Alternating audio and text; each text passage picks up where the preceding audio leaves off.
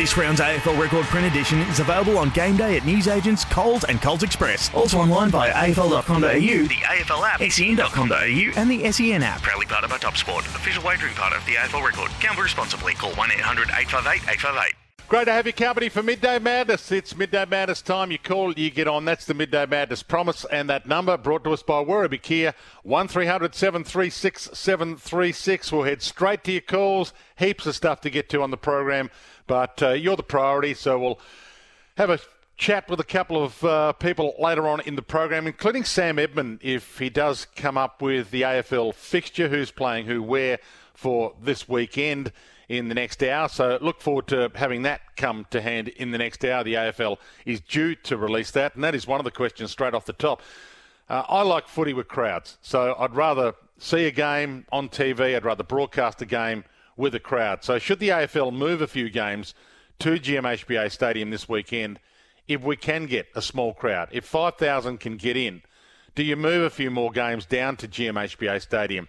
Because at the moment it's Geelong and St Kilda that's scheduled for GMHBA Stadium, but we could actually move a couple of others from Marvel Stadium. The Giants-Richmond game could actually move. Would you rather see a game at GMHBA Stadium played with 5,000 than have a game at Marvel Stadium with no one, rather than a game at the MCG with no one? 1300 736 736 is the number, because I like footy with crowds. I think footy with crowds should be the priority. I know there's a quota of games that have to be played at the MCG, and likewise it's probably cheaper to play games at Marvel Stadium, which the AFL owns. But to me, crowds should be the priority right now. It makes footy so much more watchable. So your thoughts on that? Need to talk about last night's game as well.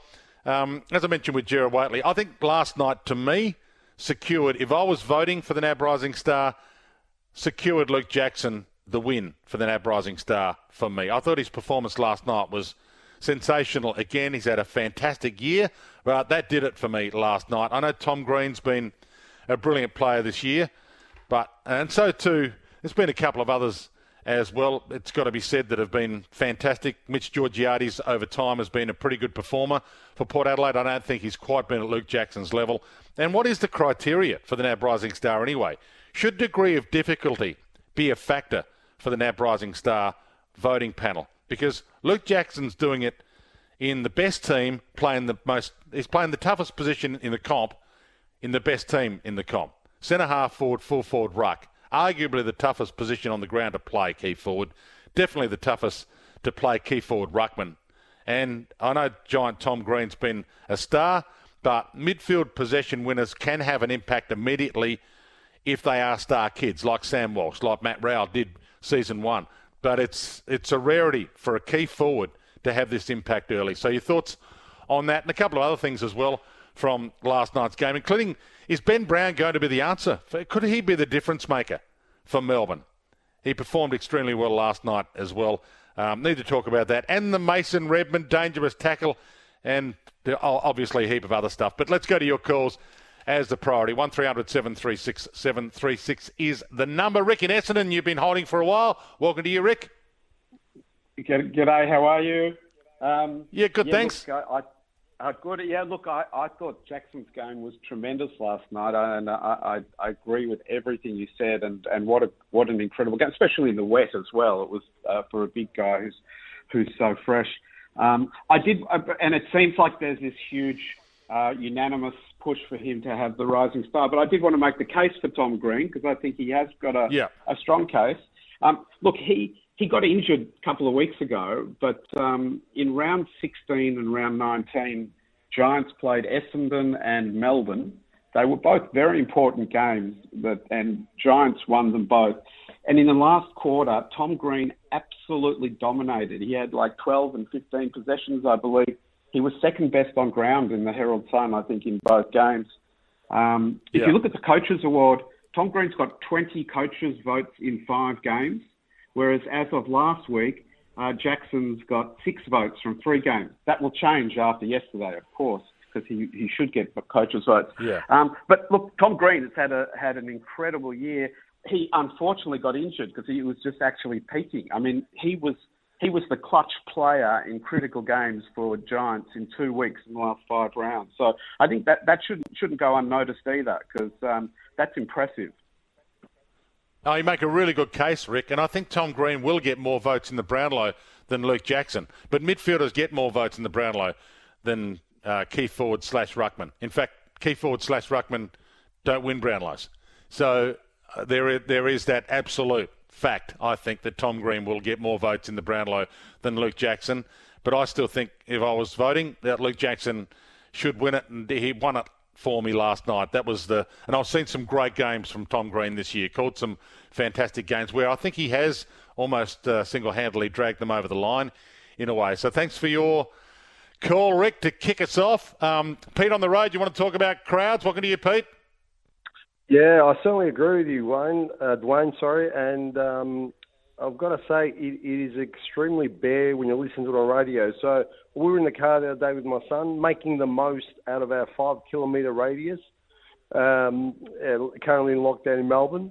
It was just, you could hear the commentators, might have been the Hawthorn Collingwood game, and there was so much silence in the background. I turned to my son and said, what does this remind you of? It reminds me of something. I can't put my finger on it. He goes, Dad, it sounds like a horse race. And it was exactly that. Every time the crescendo lifted because they were approaching goal, it was like a horse race being called towards the finish, and then it would drop off, and then again crescendo. It was so funny. Yeah. So great analogy, but I'm with you, Dwayne. I'd prefer the crowds for sure. Yeah, I've got a few texts coming through that are saying, shut up about bleeping crowds. Dwayne, just be happy to have football. Look, I am happy to have football, but if there is an opportunity to have crowds, and that's the if there is an opportunity to have crowds at GMHBA Stadium this weekend, and the Cats do have a game scheduled there, so if the Cats are allowed 5,000, then maybe there should be a couple of other games scheduled there as well. Just my thought on crowds, and not everybody agreeing with me, including the person who said that I should bleeping be quiet about it. Thanks for your call, Pete. Jack in the CBD. Welcome to you, Jack. Oh, Dwayne, you were very astute. For a tall man, this guy, Luke, 19 years of age, believe it or not, 19 years of age, he plays ruck, he plays centre forward, he plays full forward, he plays ruck rover, he plays like a rover. Last night, I thought that Luke was playing a roving position, how he got down to the ground after contesting a mark and then handballing it to the Melbourne players. I couldn't believe how agile he was. This guy, remember, he's only 19. Imagine when he's 24 years of age and had experience with our fantastic Max Gawn, who played a magnificent game last night. This is why Luke has relieved Gawny to go down forward and play a natural game. I'm just so excited about the future for this guy, Luke, and I hope Melbourne keep him and pay him $1 million a year because he's valuable. Yeah, he has had an outstanding season. A few coming through in support of Mitch Georgiades as well. One here from Kane. I don't think it's Kane Corns because it's spelt with a K. Can't understand it spelt with a different spelling. Can't understand it, Dwayne. Jackson has had so many games where he's had zero impact on the game. Kicked 13 goals for the year and kicked 5 in the last 2 weeks. Georgiades has kicked 30 goals for the season. How he isn't favourite is beyond me. Well, I think there has been games where Mitch Georgiades hasn't got to as many contests and hasn't been as influential in my eyes as Luke Jackson. It's just an opinion, but I would put Mitch Georgiades in that category of playing in arguably the toughest position that can be played in, and that is key forward. I reckon there's an added degree of difficulty in my eyes for Luke Jackson because he's also rucking. So he has to go into the ruck and provide impact there. So I think that's an extra degree of difficulty for me that adds to the weight of what he's done. But just an opinion, and happy to take more of yours. Brett in Tyab, you wanted to talk the Luke Longley documentary. Welcome to you, Brett. Yeah, how are you, Wayne? Yeah, I watched on Australian good. Story last night. Watched on Australian Story last night about the Luke Longley episode. I just wanted to say how sensational it was. And if I'm not a basketball lover, but any sports lover want to watch something, I recommend watching that. That was fantastic. And especially Thanks for your advice. Jordan said, Michael Jordan said at the end, how he said that Luke Longley, he'd take him into battle, basically. First man. No, it's been a pleasure to meet Luke Longley and have a few chats with Luke Longley over time. And I think most people who love their basketball will realise how big an impact he had on that Bulls era. So I better check that one out myself. Had a bit of footy to watch last night, so obviously it went late and had to watch it until late last night. What a bizarre night it was. 1300 736 736. Brendan Tyab, thanks for your call. Alan on the road wants to talk about the list management at Hawthorn. Welcome to you, Alan. Great to have you on the program. G'day, mate. How are you? Just a quick question. I want to ask your opinion. Look, I guess Sam Mitchell's in a bit of a precarious position here because obviously most supporters and fans want to see their team win. But I guess if they win one out of the next two games, they're going to end up, somewhere as high as even 13th, 14th, which means the difference between, being.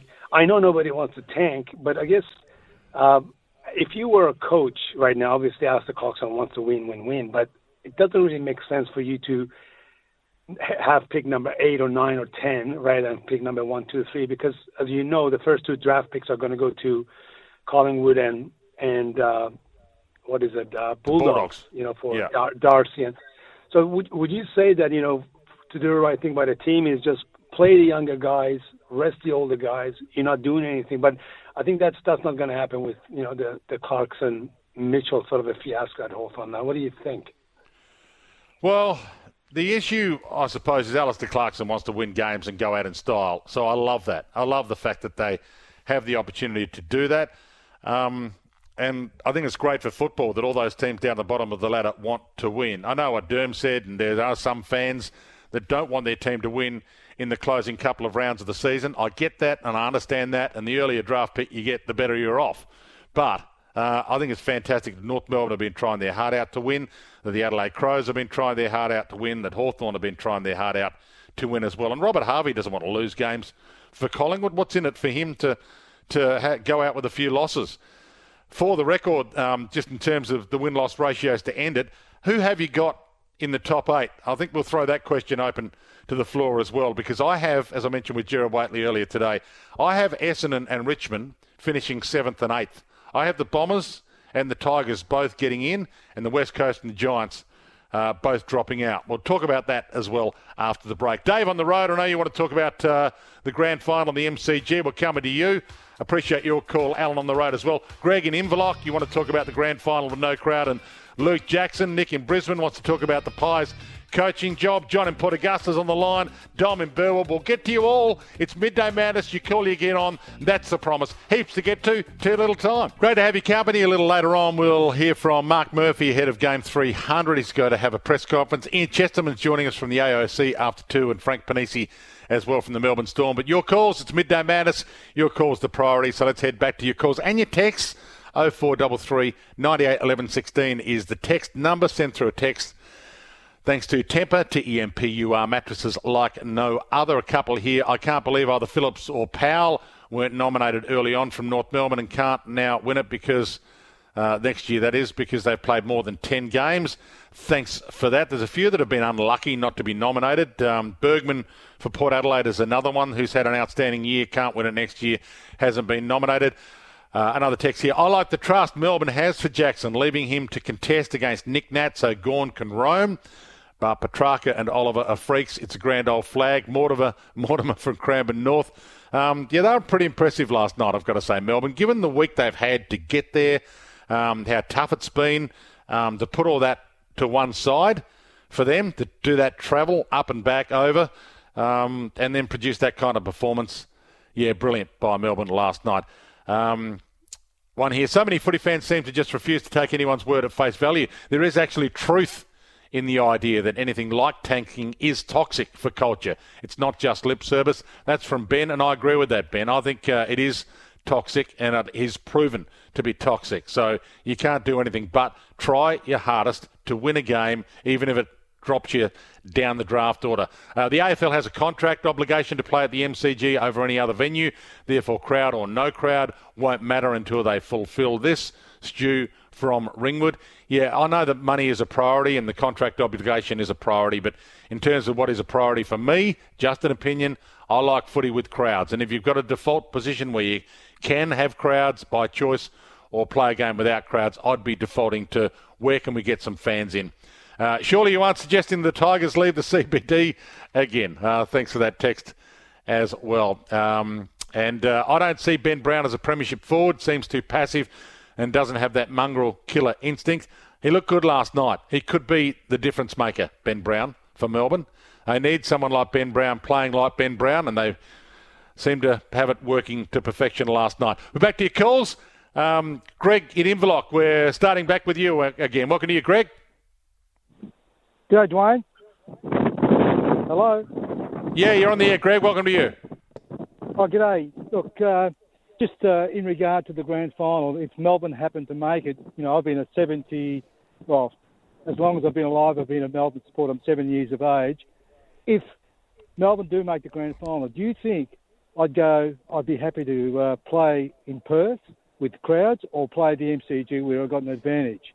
I'd say to the Melbourne administration, do not let that happen. Don't let it go to Perth, you're saying? No way. Who cares about crowds? It's about winning the grand final. Isn't that right? Isn't that what you aspire to do all year? It is, but I don't think you'll get your way. Greg, I don't think that they will allow that, the AFL. I don't think that they'll allow a grand final at the MCG with 40% capacity when we could have, if the alternative is a full capacity in WA. And I think it would be a no-brainer to take the grand final to WA, even if Melbourne finished top. And look, it might be ironic that there might be no West Australian team in the finals, in a final series where we might even get some prelim finals and the grand final played at Optus Stadium. Look, I've still got my fingers crossed for an MCG grand final with a big crowd, but would they allow 100,000? With each passing day, I don't think it's a reality. I think it's more and more likely the way it's transpiring right now that it might end up in Perth. So Melbourne won't have a home ground advantage, but then again, if they play the Dogs, will it matter? If they play Geelong, will it matter playing that game? If they play Port Adelaide, will it matter? I suppose it will for Port Adelaide, and it will for Melbourne, because if it's first versus fourth, Melbourne would have got that home ground advantage at the MCG. But I think having crowds is a big priority for me. Thanks for your call, Greg. Jack in Brayside, welcome to you, Jack. You want to talk Carlton coaching panel? Can you hear me, mate? Yeah, you're on the air. Welcome to you.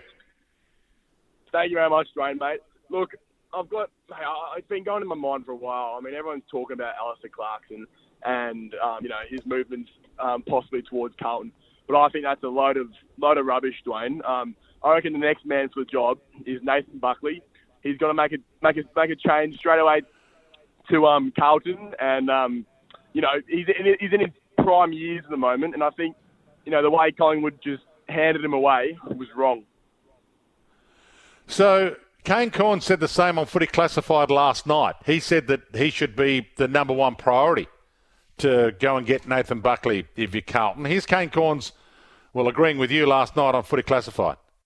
The obvious one for me, Touchy, is Nathan Buckley. Look, I'm firmly of the belief that it's going to end with David Teague. We've all been around footy long enough to know that's the way it's going. Nathan Buckley is almost the better option than Alistair Clarkson. For me, he's 3 or 4 months off, refreshed, defensively so strong. We even saw that this year at Collingwood.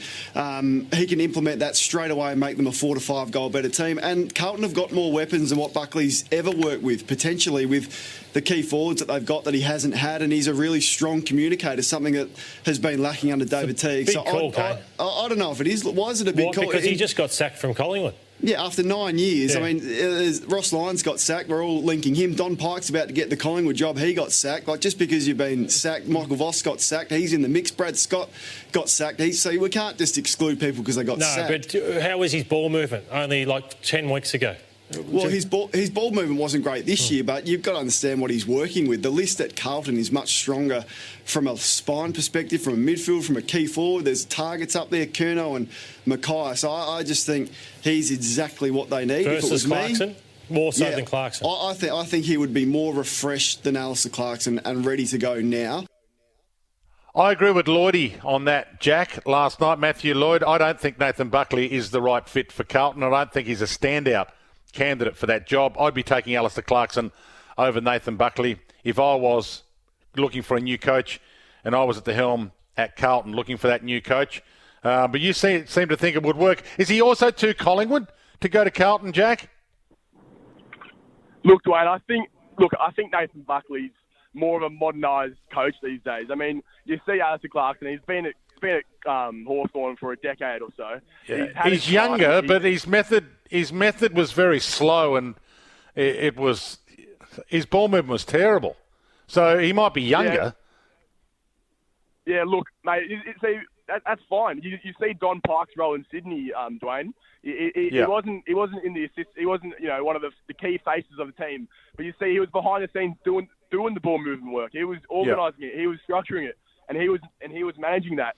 So in Carlton's case, they can hire a Nathan Buckley, a young coach who can relate to the players, connect to the players, unlike Alistair Clarkson. And then on the side of that, Dwayne, have a Don Pike who's head of the ball movement as such, and absolutely master that degree to really bring out the success that Carlton and their supporters definitely expect. Well, the lines are open, Jack. I don't agree with you, but Carlton fans, is Nathan Buckley the right fit? Is he cooed Collingwood to be going to Carlton as well? 0433 98 11 16. Send through your text. Jump on the open line thanks to Werribee Kia. By the way, the Kia My22 Stonic is now in stock at Werribee Kia. So when you are allowed to head down to Werribee Kia, they've got a huge range of that My22 Stonic that you can test drive at Werribee Kia. That open line number 1300 736 736 and the temper text machine 0433 98 11 16. We're heading back to your calls. John, Tony, Dave, Dom, I know you're on the line. Nick, we'll come to you as well.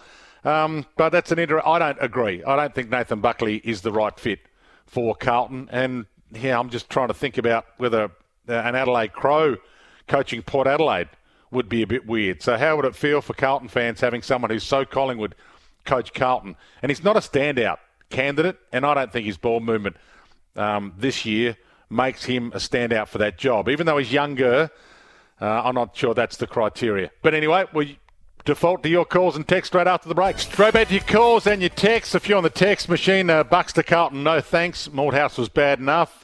Ken, thanks for that. Mick Malthouse 2. Carlton fans would go crazy. Not happening. Jai in Mooraba. Corns is crazy if he thinks Bucks is a good fit for Carlton. Another one here. Can't see any Carlton people taking on an ex-Collingwood coach after the Malthouse fiasco as well. That's from Dave. So, look, I don't see Mick Malthouse. I don't think Mick Malthouse was Collingwood necessarily. I know he was a Collingwood premiership coach, but he was also a West Coast Eagles premiership coach. So Bucks has been Collingwood only. So that's the issue. It's a bit different to me, Malthouse to Buckley, because I didn't see Mick Malthouse as being specifically a Collingwood person. He played for Richmond, he coached the West Coast Eagles and the Dogs, and then went to Collingwood. So he wasn't necessarily, to me, a Collingwood person in my eyes. One here on the text was Lee Matthews to Collingwood to coach Brisbane. Well, Lee Matthews wasn't Collingwood in my eyes either. He was Hawthorn, and he just went to Collingwood. So I think that's a little bit of the difference. I'm a Carlton supporter, Dwayne. Definitely don't want Nathan Buckley at Carlton. Only Alistair Clarkson and maybe possibly Ross Lyon. If not either of those, keep David Teague. John in Port Augusta, you've been holding for a while. Welcome to you, John. Crowds, mate. Yeah, I mean, I think we need crowds, or it makes the game a lot more exciting. I've missed the crowd the last couple of years. You see the odd moron in the crowd and all the rest of it, or whatever else, and going a bit bunter at the umpires or whatever else. I missed it. So definitely, if we get down to Geelong and get some crowds, goodness knows what, that'd be bloody sensation. But Mick Malthouse, I've read his book. He barracked for Collingwood is a young bloke, so I know. But he had been to he had been to multiple other clubs. He started Secure, obviously. Started Secure, went to Richmond and Footscray and all the rest of it. Yep, thanks, Wayne. Good on you, John. Thanks for that. And we'll find out. Hopefully, Sam Edmund will bring us the news after 1 o'clock whether they are allowing a small crowd at GMHBA Stadium for the Geelong St Kilda game, and when all the games this weekend will be played. By the way, what time slots? But I'm of the belief that if you can get a small crowd at GMHBA or in country Victoria, then play a game in Ballarat, play a game in Geelong outside of the one scheduled there, because I think footy's better with crowds. Dave on the road, you there? You got a thought on the grand final? Welcome, Dave. Hi, Dwayne. I do think the grand final is possible at the MCG, but to do that, a few things need to happen. Firstly, I think the final series need to be played in Perth, Adelaide and Launceston. That week off would be for quarantining in those various places so that you would then be able to move freely between those three cities if you advance or whatever. But the provision to come back to Victoria and play the grand final at Melbourne would be that there'd have to be an agreement between Gillen and the government that we hit a certain target of vaccinations in the next probably 40 days. If we can average 50,000 a day, that's an extra 2 million people on top of the 3.7 million so far. And unfortunately, I know Martin Pakula thinks it's discriminatory, but those who have had a first jab or both jabs and up to a crowd of 70,000 could be admitted to go to the MCG. And I think it would work, but there's got to be no football between now and then, and you've got to hit the target of 2 million. Yeah, Dave, it's an interesting call if you allow all those that have had 2 jabs, because, I mean, we do want to encourage people to get their 2 jabs. I've had my 2 jabs, but should that be something that the AFL should be weighing into is another political minefield for them. But I think they should weigh into it. I think they're going to have to weigh into it when it comes to next year. When I say they should weigh into it, I think the players should weigh into it. They are role models, the players, and hopefully they'll be getting their 2 jabs as well to encourage a lot of people to get their 2 jabs. But enough of the political side of things. Let's get back to the footy. Tony and Cows, you're a D supporter. What did you think last night? Oh, it was fantastic. I got a bit nervous towards the end. But what I was ringing about after Greg from Inverloch said that the grand final, if Melbourne make it, should be played at the MCG. I'd love them to be on their home ground. Our family have got guaranteed grand final tickets if Melbourne make it, so it's $400 a year we're paying. But I want to see a crowd of some sort at the grand final. If it came to the fact that in Perth they could have people, I'd be happy. Well, I wouldn't be happy, but I would accept that, because I'm going to have to watch it on TV anyway if it's at the MCG, and I don't like it without crowds. Love to be there and all that, and maybe we can at some stage, but yeah, I'm prepared to cop it.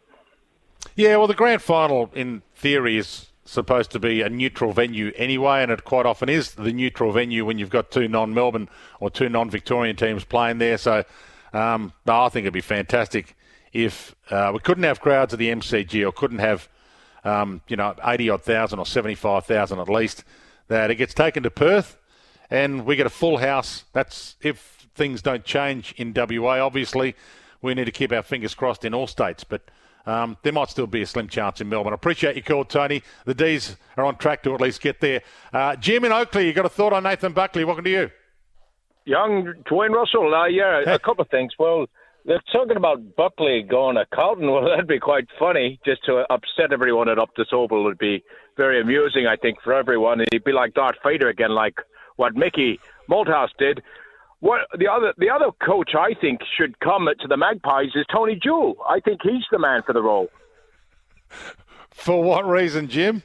I think he'd bring that brimstone and fire back, and I don't think you need the runner anymore. Jim, he could just come onto the ground and he could fight with Percy Jones. He could all those things that we need from a coach, because now everyone's so placid. It's so sad, I think we need that, and Collingwood need it. We got Brody Grundy's too nice. We need him to get a bit nasty, become like a Monkhurst again. Yeah, look, not a bad option. I don't think Collingwood's exploring the idea of getting Tony Jewell over to the Magpies, but I like your lateral thinking, Jim, and I always like it when you join the program. Thanks for your call. Snapper in Port Phillip Bay, you there, Snapper? Good afternoon, Dwayne. How you going? Yeah, good. That's good. Look, these Carlton supporters make me laugh. They don't want Buckley because they think it's Malthouse 2.0. Don't forget that Malthouse was almost finished as a coach, and that was just what he'd done at Carlton was a revenge. And I hated the move, but this is Buckley. He's still young as a coach. Look what he's done to Collingwood. He took over a list, lost the grand final, rebuilt that list, almost won the grand final, and then obviously Collingwood are on the down again, whereas Carlton are on the up and need that coach to take it to the next step. I want Clarkson there, but if Buckley says yes to the job, I would have no issues with it. I've always loved Buckley as a coach, not as a player, but as a coach. He's got mongrel in him, he's got toughness, and he doesn't gift players games. And Carlton supporters need to realise one thing. If he can rebuild the team and almost win a flag with them. Well, this Carlton list is ready, so imagine what he can do with a list like ours moving in the next couple of years. So these Carlton supporters, get off the whole Malthouse horse and look at the bigger picture. We need someone like Buckley, and the modern game suits him, where Clarkson, not too sure. I want him there, but when someone says Buckley to me, I get excited because he loves high scoring. He loves the run and carry game, and that's what we love. We need it, and Carlton showed it against St Kilda. When we run and carry, you can't stop us. So I don't mind Buckley. I'll entertain the offer. I don't know why Carlton supporters don't like it. Snapper, great to have you in Port Phillip Bay. Mark Murphy's 300th this weekend, by the way. It will be his final game. He will retire after this weekend. We'll hear from Mark Murphy from his press conference after the 1 o'clock news. So that's the latest news there. Mark Murphy to play his 300th and final game. So Carlton has nursed him to the 300th with a couple of games as the sub, but he won't be playing in round 23. By the way, round 23 is Eddie Betts, his 350th. Will Eddie Betts' brilliant career come to an end? Been a few retirements announced in the last 48 hours. We'll address that after the break as well. And one here on the text, the Bont had an arm free, could have dropped the ball but kept possession. Redmond getting a week is rubbish when you can get less for elbowing someone in the head, like Buddy. Redmond should be rewarded with holding the ball free. I'm glad Mason Redmond is challenging that charge, that 1 week suspension for what was called a dangerous tackle. I think Marcus Bontempelli did have an arm free to brace himself. I don't think Mason Redmond threw him. And this is a big test case. I hope they test it. In fact, I'm told they will test it. They will challenge it at the tribunal. And that's good news for all. It's worth a Google if you haven't seen it. Mason Redmond tackling Marcus Bontempelli, who appeared on the angle that we've got to have an arm free. Love to see some other angles and your thoughts on that. Stick around. It's Dwayne's World. Let's go back to your calls and your texts. Dom and Burwood, you've been holding a while. Thanks for that, Dom. Yeah, g'day, Dwayne. Yeah, look, great that Mark Murphy's playing his 300th game. But if things couldn't get any worse for Carlton, how sad was the news that Sam Doherty's testicular cancer's come back and he's got to have 12 weeks of really intense chemo. And Alan Barr for the whole footy world just wish him all the best. I mean, 2 Nicos and then 2 bouts of testicular cancer when you're in your 20s is just really sad news. And if things couldn't get any worse for Teague, we're the worst injury list. We lose Harry, Walsh is on one leg, and now it said Liam Jones is out for the rest of the season. And just WA, remember Tor McLeod and he's offside of Bubbaloo. Remember they had one case and they had a sellout for the derby over there and they gave them 3 hours notice and shut down the hole and no one was allowed in. So Perth itself is not going to be the panacea for footy as well. We just don't know what's going to happen. But to Sam Walsh, I know the whole footy...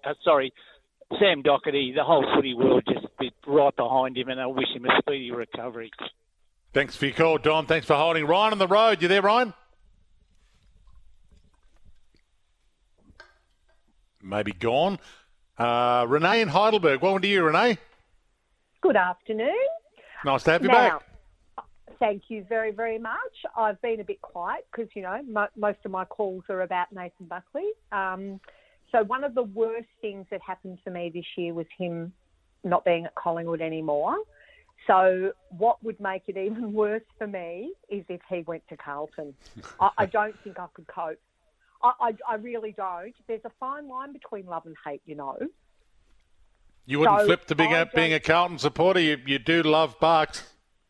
Not ever. My club is my club and I love them. But at the end of the day, oh my God, I can't. I get heart palpitations just thinking about the fact that he might go to another football club. Look, I know in my heart, I think he was the right person for us at Collingwood. So I was very, very upset that we lost him. But to go to another club and to go to Carlton, oh my God, I think that'd be it for me. I think that'd really upset me too much. No, I love it. That's what I was talking about, Renee. Would Carlton fans think he's too Collingwood to be a Carlton coach? But there are Collingwood fans who think that he's too Collingwood to be a Carlton coach and wouldn't like to see him in the Carlton colours. Exactly what I'm talking about, Renee. I really appreciate your call, and you're a contender as well. Our caller of the week will receive a 365-day phone plan with unlimited text and talk and text, and 230 gigabytes of data worth $190. Thanks to Kogan Mobile. And they'll also go into the draw to be our caller of the month, who will receive an iPhone 12 mini. Renee, I appreciate your call, and we'll pick a caller out from today to go into that draw. Peter in Essendon, welcome to you, Peter. Good afternoon, Dwayne. Now, I'm not a Carlton supporter, but I feel so sorry for Teague. Is any of the media or anybody that these Carlton players, apart from a few, they are dumb footballers, Dwayne? It's not Teague's fault, all of it. They are just dumb footballers and they're wage thieves. That's all they are. Some of them are on these big contracts that are not worth two bob. They're dumb footballers. So it will be interesting. It will be interesting to see what does transpire with this review. And there is a lot of Carlton people who believe that the review, the details of the review should be revealed. So that's an interesting one. I would like to see a few details revealed, even if it paints a poor picture of the inner workings of the club during a time under the current board who organised the review. You'd still like to see what the review says beyond just the coach and the players. I'd like to see it in depth, and I think a few Carlton fans would love to see it in depth as well. Whether we're going to, they'll filter out their little bit of information probably and just let us know what they would like us to know. But, boy, I hope we get a deep dive into that review. Darren in Sorrento, you want to talk Mason Redman, and so do I. So stick around. We'll talk to you after the break. Bontempelli looked for an option. Well played, Redman. Dangerous tackle. Western Bulldogs. Stand. I'm not too sure what Redman's supposed to do there. He's executed the tackles best possible there. That's the way I saw it as well. Mason Redman, dangerous tackle. Got a 1 week suspension. He is challenging it. I think it's a great test case. I think it needs to be challenged so we can all get some clarity on it. Is there any onus on the guy who's tackled with an arm free to put his arm free and at least attempt to brace himself? Now, I haven't seen all the angles. I've only seen one. But there is that one angle that looks as if Marcus Bontempelli might have had an opportunity to at least attempt to brace himself. And I don't think Mason Redman threw him. So if you throw the guy, if you're the tackler and you throw him into the ground, then regardless of whether you've got an arm free or not, it's a dangerous tackle and it should be a suspension, in my eyes. But if you've tackled just as a general tackle and you haven't thrown him into the deck, you haven't had a second movement at all, and you're just presuming that because the player's got an arm free, he's got to brace himself, and he doesn't at least attempt to brace himself, then is that suspendable? Is there any onus on the person with an arm free to at least use it to try and brace yourself? I don't even know the answer to that question. Darren in Sorrento, Mike, you want to talk Mason Redman as well? Welcome to you. Yeah, hi, Dwayne. Yeah, you hit the nail on the head. Yourself and Dunstall are the only two commentators who really sort of seeing support this. Look, I was watching the game, and he was busting tackles all day, and then he got caught by Redman. Fair tackle. Redman actually, as he turned, if you have a look, he actually lifted Redman's 2 feet off the ground. So there's no way that Redman could have driven him into the ground because he's such a big guy. And I thought it was going to be a free kick for getting caught and holding the ball. And then bang, it's a free kick. Then I wake up the next day and he's been suspended. I was like, what's this game turning into? How soft is it getting? I mean, they bring these new rules in to speed the game up, which is great. We all loved, and all for protecting their head. But now, I don't know if you've noticed, but a lot of my friends also noticed the game's becoming actually really soft. Like, it's almost like you go in the football to watch the umpires instead of the players. There's that many free kicks paid for so many small, decisions. So they hold up the play. There's that many free kicks now. It's holding up the play. Yeah, I don't mind some free kicks being paid if they're there. I mean, some soft in the backs get paid, but if it's in the back, it's in the back. I'm okay with that. I'm okay with the dangerous tackle rule, and I'm okay with players being suspended if they throw a guy into the deck. But it did appear to me, and I do want to see other angles to find out whether I'm incorrect, it did appear as if Marcus Bontempelli might have had an opportunity to brace himself. Keep your calls coming. We'll take plenty of your calls after the break. 1300 736 736. The open line brought to us by Werribee Kia.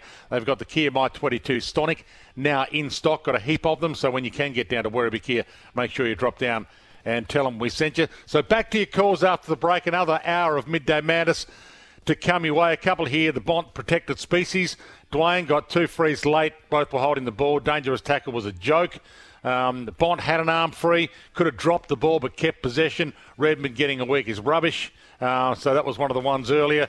And I want to talk about the Toby Green appeal as well after this. So plenty still to come. Love your company for Dwayne's Wood. Love your company for Midday Madness. We're heading straight back to your calls and your texts. 1300 736 736 is the number. Harry in Camberwell, Lachlan in Brunswick, Tony in Toorak. We're talking a little bit of Mason Redmond and his appeal. Quite a few texts coming through on that, saying that Marcus Bontempelli did have a chance to brace himself. And I think he did as well from the angle that we saw. One here on the Toby Green appeal as well, R.E. Toby Green. While Dangerfield was starting to slip, his height barely changes. So if that's the defence, Green is in trouble. And as I said yesterday, the football world thinks Toby Green should get off on precedent. But as I said yesterday, just because one three-person tribunal got it wrong with the Bailey Fritz suspension, got it wrong in my eyes, they obviously believe they got it right, they let him off, doesn't mean a different three-man tribunal will make the same call for consistency. I mean, they're independent. The three that are hearing it tonight, they're independent, and it's a new case. It's probably not the same three, and they might make a groundbreaking decision, lifted elbow as a bumper bar, as the MRO has decided, is worthy of 2 weeks. They might simply say, no, lifted elbow, not a football movement, it should be 2 weeks. That's what the MRO decided. I do think Toby Green's in trouble. In fact, if I had to have a guess as to whether he'll get off or not, I'd probably guess he won't get off. But we'll wait and see whether they just do the consistency thing and go with essentially what was a similar precedent, not 100% exactly the same, but similar in that it was a raised elbow. We'll find out tonight. It's going to be a big one tonight. It is retirement season as well. 1300 736 736 is the number. Retirements, voluntary or otherwise, if you haven't heard. Tom Lynch was told by the Crows, not required next season. Chris Mayne announced his retirement last week, but Tom Rockliff has announced his retirement today as well. Mark Murphy has announced his retirement today. Game 300 this weekend will be his last, so he won't play round 23. Stephen Hill has also, I understand, announced his retirement today. So it's retirement season. So will we get a few more in the next 24 hours? Should Carlton suggest to Eddie Betts that it's time to retire? His 350th will be round 23. It's been a brilliant career. It's been an amazing career, but maybe it's at an end. Be interesting to see what Sam Mitchell does with Sean Burgoyne as well.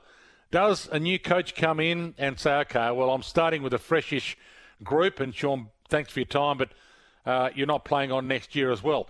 It's going to be interesting to see who's next in this little retirement period. And here's a little bit of Mark Murphy. He's spoken to the media ahead of Game 300 this weekend, confirming it's his last game. Here's Mark Murphy speaking a short time ago. Yeah, well, then you look at the names who have played 300 games for the football club. Yeah, it's obviously pretty humbling, and it's obviously the club's a really special place in my heart, and to be able to play 300 games at the footy club is awesome. And yeah, I'm just my family's really proud, and speaking to the boys before, it's a bit emotional reaching that milestone. So looking forward to this weekend. I suppose when I did my calf probably 6 weeks ago, I thought that was probably it. I didn't know the severity of the calf until speaking to the doctors post-scan, and I think they were probably a little bit more positive than what I was, just in the way in which it was feeling. I probably was hobbling around for a couple of weeks, and thought I was probably done, but managed to get back in sort of different circumstances as well, being medical sub a couple of times, and but to finally get there is, as I said before, pretty special. So pretty lucky to get there. Yeah, they were really good in terms of giving me a chance to get here. I think once I did my calf, I thought it was probably a 4 or 5 week injury, and to be able to beat medical sub and play a couple of half games sort of helped me in a way. So I've certainly been loyal to the football club, and I think they've shown the faith in me towards the back end as well. And to get to 300 games this weekend be special for my whole family. I announced earlier as well to the boys and the whole playing group that this week was going to be my last game as well. So I think to play 300 and finish on that note to be my last game, and I just realised before we're wearing the white jumper, so I won't wear the navy blue one more time. But it's all still pretty much the same. But this week will be my last game. So hopefully we can get a win. I can sing the song one last time with the boys and have a few smiles after the game. The old man, just like the rest of my family, I think's pretty proud. So I was ringing around yesterday and making a few phone calls and telling my family that they was going to get the nod this weekend, which is in the 22, which is really exciting. But football's been a big part of my family, with my grandfather playing at Hawthorn and the old man playing a lot of games at Fitzroy, North and South. So to reach a milestone for the whole family, I think everyone's pretty proud. And it'll be a big occasion this weekend, albeit over in Adelaide Oval without my family and friends unable to go to the football, which is a little bit different in these circumstances. But thanks to COVID, it's all a bit different. Yeah, it does go quick. I know the boys, so I've spoken to the guys before, and everyone's having a laugh that I think everyone who retires always says that time flies when it goes like a click of fingers. But it honestly does, because you're always constantly trying to improve, and you're sort of always looking ahead to what's next and always trying to challenge yourself. But it has been an up and down sort of 16 years. Obviously, I'd love to have won a premiership and had some success at this football club, where I would have loved to have hung my hat on a flag at this footy club. But unfortunately, that's not part of my story. But I know that there's a lot of premiership players downstairs at this footy club pretty soon. I'll be watching as a supporter and really lapping it up pretty soon, hopefully. Yeah, the two that are probably really vivid in my memory, when you play 300 games, you'd probably think you'd be able to remember a lot of them, but you sort of almost can't remember a lot of them, other than the finals that I played at the G against Essendon and Richmond. They were two winning finals, and can remember a lot of things that occurred in those games, and still some of the feelings are still really fresh. And I suppose because that's what you work hard for, that's what you want to achieve, is playing finals on a big stage, and doing that wearing the navy blue jumper, and especially against Essendon. My first final at the G, and having the whole Southern Stand singing the Carlton theme song in the last quarter was something that was really special. And that Richmond final as well, coming down from I think 5 or 6 goals down to win that was huge. And just all the excitement and energy that family coming after the rooms, and to be able to hug other blokes after the game, after working so hard and achieving a win in a final. Those are some of the memories that I'll sort of cherish. And unfortunately, I couldn't get to that last day in September. But unfortunately, as I said before, it's not part of my story. But hopefully pretty soon the Blues can get there. I think I'll try my hand outside of football initially and see more of a test of doing something different, a new challenge. But I love the game. If something opens up in football that I feel really passionate about, then I'll look at it. But I still have a real passion for the game, but I'm also really keen to try and challenge myself in some different area. Mark Murphy retiring, announced that today is retiring after this weekend, game 300. So, retirement season. Blues fans, your thoughts on Mark Murphy's career, where he sits for you in the overall greatness ladder of Carlton superstars. And if you haven't heard, Tom Rockliff also announced his retirement today. We'll play a little bit of Tom Rockliff's press conference shortly. Stephen Hill announced his retirement today. We'll play a little bit of Stephen Hill's retirement announcement. Tom Lynch was told by the Crows he's not being recontracted for next year. Is Eddie Betts the next one? Is Sean Burgoyne the next one? Who will be the next one? 1300 736 736. Carlton fans, your thoughts on Eddie Betts, who plays his 350th in round 23, and Mark Murphy. One here, Jared Harbrow is next. Played VFL all year. Been a great player for my sons. Matt from Ocean Grove, he certainly has been on that. Harry and Campbell, well, coming to you, but Ron on the Bass Coast, you've got one that might be nominating a retirement game coming up. Welcome to you, Ron. Yeah, g'day, Dwayne. Just on Murphy, mate, from an Essendon supporter, well done. Anyone that can play 300 games is a superstar. Anyone that can play one game is a great player in my mind. Dwayne, just on Cale Hooker and the form of Peter Wright, I can't see where he's going to fit into our side next year, especially with Harrison Jones and Kane Baldwin, another young bloke coming on. I just can't see where Hooksy's going to fit in next year. He's been a great soldier for you as well, Ron. Oh, he's been fantastic. There's no doubt about that, but I just can't see how we're going to fit him in the side with Hooksy up there, especially with a young team coming through. Yeah, you need depth, but do players like Carl Hooker want to be that kind of player running around in the twos all that time? A couple of texts coming through on Mark Murphy. Very loyal. Love him. Keep your text coming through on the Tempur text machine, TEMPUR, mattresses and pillows like no other. That text machine number 0433 98 11 16. Harry and Campbell, you've been holding a while. Welcome to you, Harry. Yeah, thanks, Dwayne. Sorry, I'm actually from Canberra, but that's all right. Same. Okay. Far away. No, I know there's been a lot of talk about various reviews at the end of the season in terms of rules. I'd love to see a review of the 50-metre penalty. I think that, I don't know what the rule was introduced for. I assume it was for time wasting or for, late challenge on players. I think that what we see the penalty paid for at the moment, whether it's, running through the protected area or something like this, I don't know, maybe you could have a tiered system of meterage, just given how valuable that distance is, and goals are at a premium. And what you see 50 metres paid for and not paid for, particularly the really, really late time wasters that are clearly intentional. They throw the ball up for 10 metres in the air or they sit on it. I just think the rule is all out of whack. I agree with you, Harry. I think there can be a 25-metre penalty added for running in the protected area. I think that'd be a good addition if they made it a 25-metre penalty, not a 50. And it might allow the umpires a bit more freedom to pay it, because at the moment it looks like they don't pay it every time. So maybe they'd be more inclined to pay it if it was only a 25-metre penalty. I think late to contest, when you get a guy, you're smacking him about the head, you leave that as 50. But I'm agreeing with you, Harry, on it needs to be reviewed. I think 25-metre penalties for some minor indiscretions would be the better way to go about it. We're on the same page there. Tony and Toorak, you there, Tony? Yes. Dwayne, just listening recently talking about Buddy Franklin becoming the sixth full forward to kick 1,000 goals.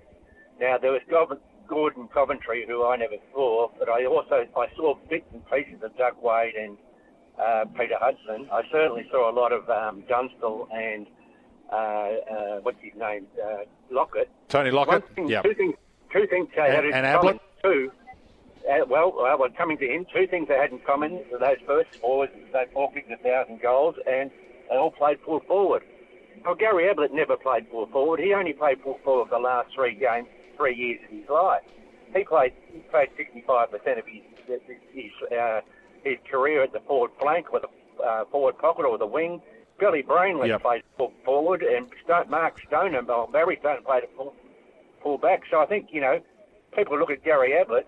Those last 3 years he played full forward. He was kicking 7.5 goals on average a game.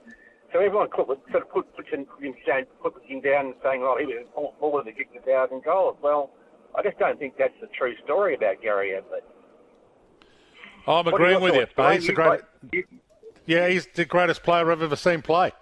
So I'm with you 100%. I mean, he played in some ways where he wanted to play, and quite often that was a flank or it was on the wing. Blighty got the best out of Gary Ablett as well. I've got to say it was, as good as coaches Blighty was, they seemed to be able to have a synchronicity between the two as to what one wanted and what the other wanted. He averaged 4 goals a game. So for a guy that played on a flank and on a wing, it is an amazing thing to think that he averaged 4 goals a game. So you're spot on. Didn't play a lot at full forward. Played a bit at full forward.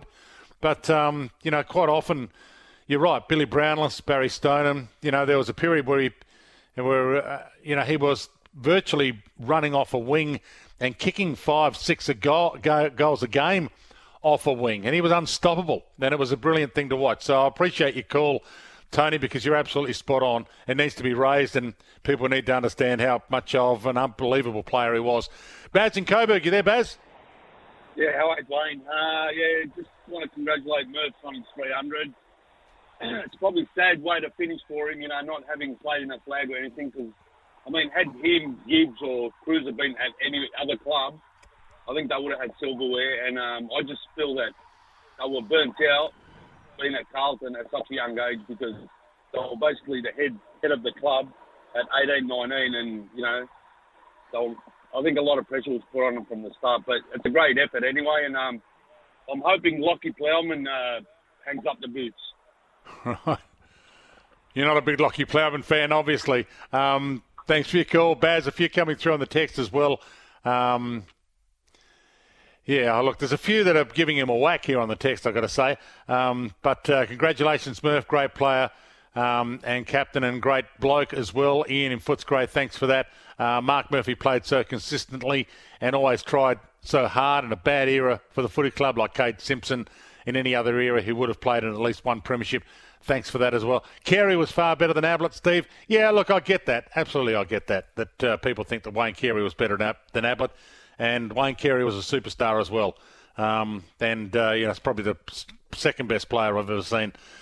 Wayne Carey, he was a general, and the way he delivered most weeks for the fans was iconic.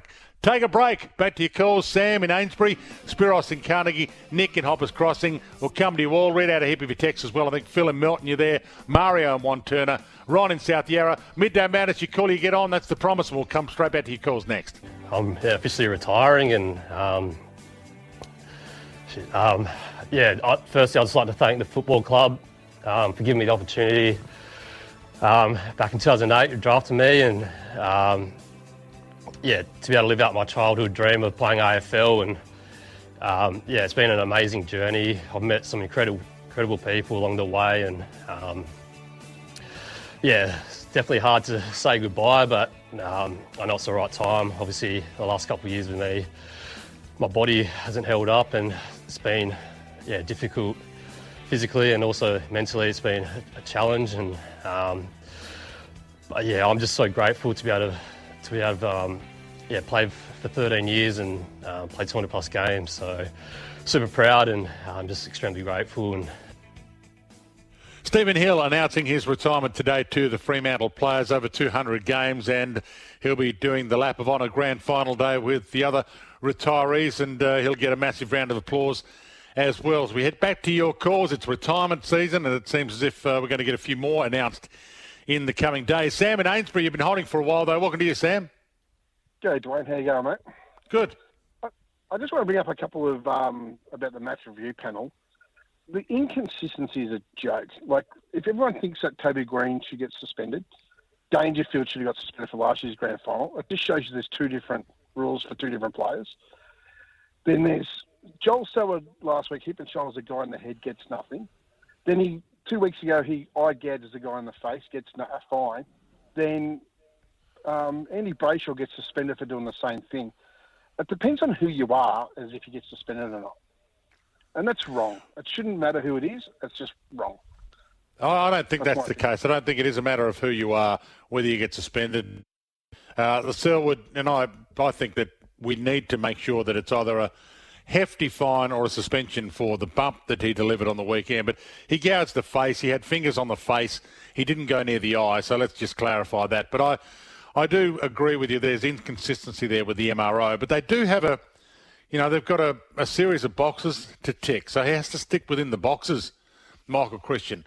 So it's a really difficult job. I think overall he's done a pretty good job this year. But the inconsistencies are being borne out now because we're seeing a couple being taken to the tribunal. And what Toby Green has delivered to him from the tribunal tonight is going to be interesting in comparison to what happened with Bailey Fritsch. But remember, Michael Christian gave Bailey Fritsch games as well, or gay game as well. So it's not like Bailey Fritsch got off at the MRO. Toby Green didn't get off. Bailey Fritsch got off. Bailey Fritsch got off at the tribunal. So, three members of the tribunal will make that decision tonight. Appreciate your call, Sam. Spiros in Carnegie. There, Spiros. How are you, Dwayne? Yeah, good.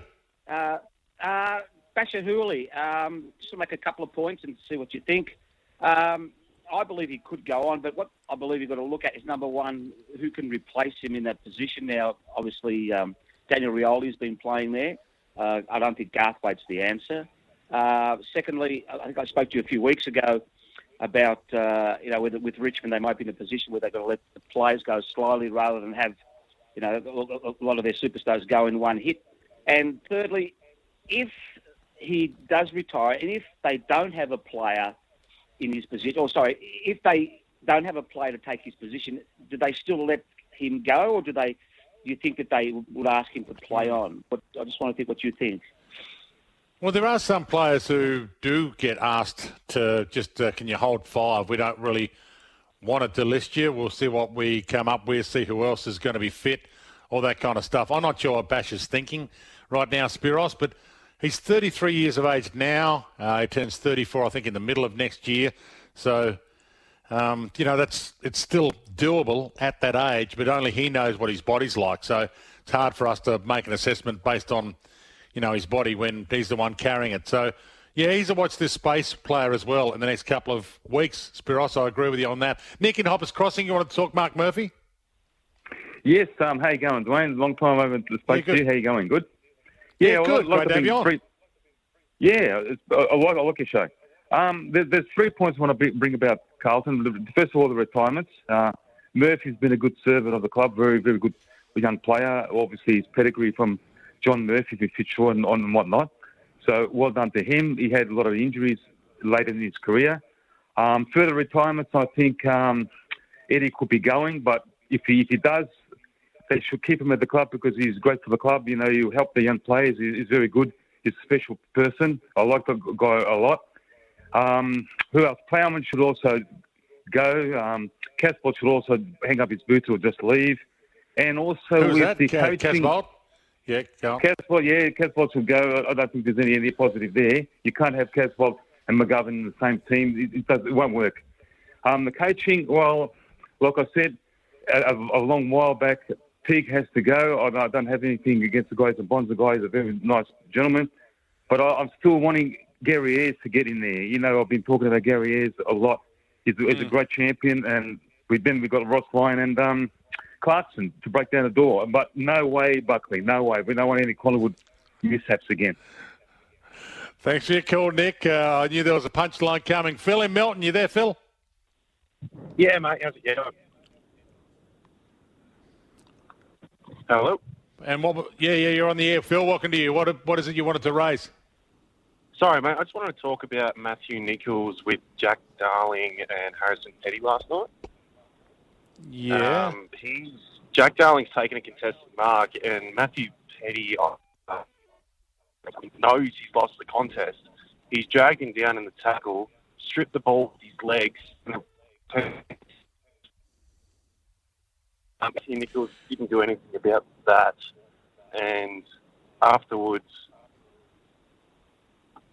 I think Elliot Yeo, or it might have been another West Coast player, tried to get the block off the mark, and Darling tried to play on, and Matt Nichols said, "No, you're time wasting the game," because he's trying to block Darling to play on. I think Nichols needs to realise that Petty's actually stopping the game and not continuing play, and umpires need to stop giving dangerous tackle free kicks if they're not actually there. If Bontempelli's dropped the ball in the first place, and actually call the game and what the players are actually doing.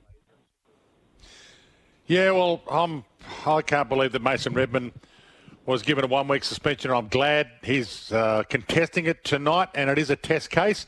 And from the angle I saw, and I mentioned this earlier, I thought there was an opportunity for Marcus Bontempelli to brace himself, or at least attempt to stop his contact with the ground being head first. Blackie and Doreen, welcome to you, Blackie. G'day, Dwayne. How are you? Good. Mate, just re the MRO. I think the first big incident of the season was the Zach Williams hit. I think it was Hunter Clark at St Kilda in the pre-season game. And if you look at Michael Christian's wording or explanation, one of the phrases he used in deciding to give Williams weeks was the potential to do damage.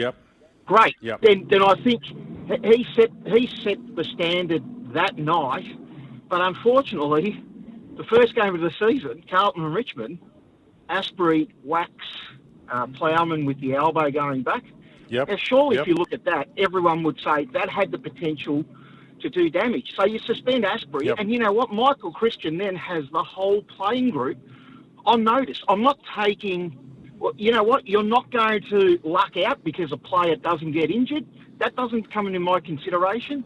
my consideration is, as I've shown with the first two suspensions, you do an act that I think could really hurt someone, you're going to get weeks. And if he gets, and it might be Asprey got 1 week, and if Plowman actually had got hurt, maybe you had a bit of mayo on top. But unfortunately, Dwayne, he set the standard, and if you had it kept going, we wouldn't be in this situation. So now what you've got every week is some blokes get suspended because the action looks like it could do some damage. Some blokes get off because the action didn't do some damage. It's just a dog's breakfast. Just get someone in there at the start of the season who lays down the standards and who's got the courage and conviction, no matter time of year, player, club, doesn't matter. He just puts down a sentence. And you know what? The players will learn. But perception is everything, Dwayne, and the perception is some blokes are getting a favourable treatment and some aren't. That's just the perception. Yeah, look, Bracky, I agree that is a perception. I would have suspended Joel Selwood. And a few people coming on the text have been whacking me for having a Geelong hat on. I said it yesterday, I would have suspended Joel Selwood. So I don't know why people think I'm favouring Joel Selwood. I would have suspended Lance Franklin a couple of weeks ago. 100%. I would have suspended Bailey Fritsch. And I'm happy if Toby Green gets 2 weeks, because I think what Toby Green did going forward needs to be suspendable. And I think the AFL needs to clarify that raising the elbow is something they won't tolerate, and it will lead to a suspension. The trouble with Toby Green raising an elbow and getting suspended is that Bailey Fritsch raised an elbow and got off at the tribunal. So there is inconsistency. I agree with you on that. And there is a perception that it depends on who you are. There is a perception. Now, I don't think that's the reality, but we do have a few guys who are repeat offenders. Lance Franklin has been a repeat offender this year. Put his toe over the line a few times and got really lucky. Joel Selwood has been a repeat offender this year. Put his toe over the line and got really lucky. And he got really lucky this week. But I think the AFL need to close that loophole so those players don't get lucky next year. They need to make sure that the rules clarify that needs to be a suspendable offence or a large fine. So, in the order of 15,000 as the fine, because I think there is a level where the fines will hurt. People quite often say, and I don't agree with it at all, the fines don't hurt. The fines don't hurt. I tell you, there will be a level where the fine hurts. Now, the AFL Players Association won't let it get to that level, whether it's a percentage of your wage, whatever it is. But if the fines are high enough, players won't do it, and it will hurt. But unfortunately, they'd rather be suspended right now because they don't want the fines lifted. They'd rather miss a week because the AFLPA won't allow the fines to be lifted.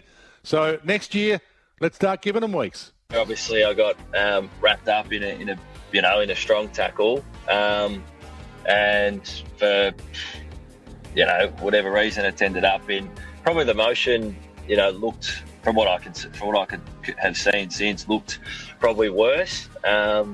And obviously, I've ended up probably a bit, shoulder to head down towards the ground in the end. So, I guess it was a free kick, but thereafter, it's really hard to tell what's probably at the minute considered, dangerous and safe. There's a pretty fine line. So, ultimately, I've pulled up just fine, and there was nothing medically, caused as a result. But I can understand the process that's taken place to continue to protect the head. But, it's a tough one. Marcus Bontempelli talking about the Mason Redmond tackle on RSN this morning, and that will be appealed by Essendon and Mason Redmond tonight. Andrew and Romsey, as we head back to the calls, welcome to you, Andrew. G'day, Dwayne. How are you? Yeah, good. Listen, I think you're a bit harsh on Bucks earlier when you said that his game is like a real boring game style. To take a 7-week... hang on. I wouldn't have said boring. I would have said defensive. I would have said ball movement was an issue and it looked too defensive. But I wouldn't have said boring because I think I'm of the agreement that sometimes, Geelong bores us to death with its game style sometimes as well. So, no, fair call. Andrew, keep going. I've got a point, Dwayne. So, when Paul Roos went to Melbourne when they were getting beaten by between 100 and 200 points, he said, I'm going to bring defence with this young team. Buckley only went defensive when we started playing young blokes. Everyone said, good on you, Paul, well done. And Buckley's tried to do the same thing with the young team, teach them defence first, and I think people have been a bit harsh on him. No, it's a reasonable call, Andrew. My criteria for being able to bore people to death or not is if you're winning games, the end justifies the means. So Geelong, they play a boring game sometimes, the way they slow up their ball movement and go kick mark. The West Coast Eagles even did it for a while.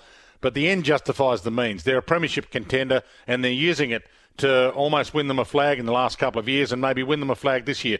Paul Roos ended up using that boring defensive style, which Andrew Demetrio told the world he didn't like, but he won a flag with it. The West Coast with their kick mark style, which I think is an exciting way of playing if you move it quickly once you get the opportunity to move it.